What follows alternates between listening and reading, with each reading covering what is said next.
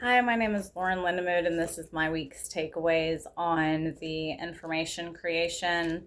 So, in the video, he went over three different theories: the magic bullet theory, the the two-step flow, and also the uses and gratification theory. So, I'm going to go over my takeaways from that.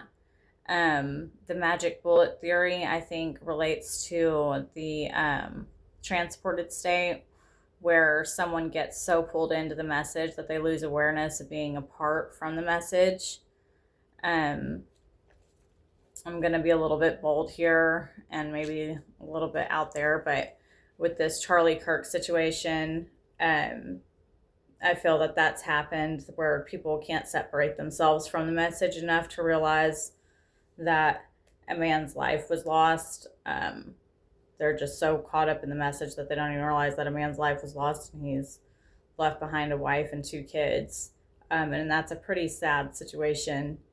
The two-step flow, where people you trust or influencers influence us, or we influence each other.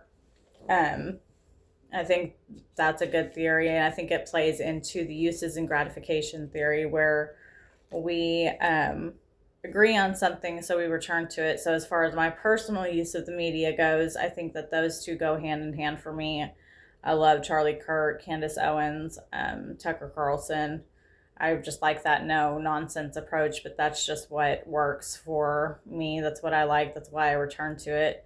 I do try to remain hyper aware in processing of the message while I'm watching it, but I think that's more the attentional state when we just kind of agree with something and go back to it. I try to stay in the self reflexive state, so just stay in the when, how, and where, the fact method of what I'm doing.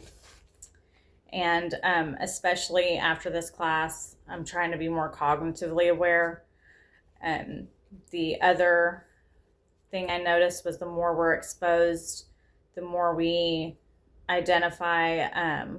The more we identify. That was one thing that stood out to me in the video. So I think that relates more to the automatic exposure state, where people are in environments where they are exposed to media messages but not aware of those messages. So since this class, I've limited my children's phone times and they're not too happy about that. But I think that they're more in that automatic exposure state where they're just kind of scrolling and don't really know the messages that they're receiving. So those are my takeaways for this week. Thanks.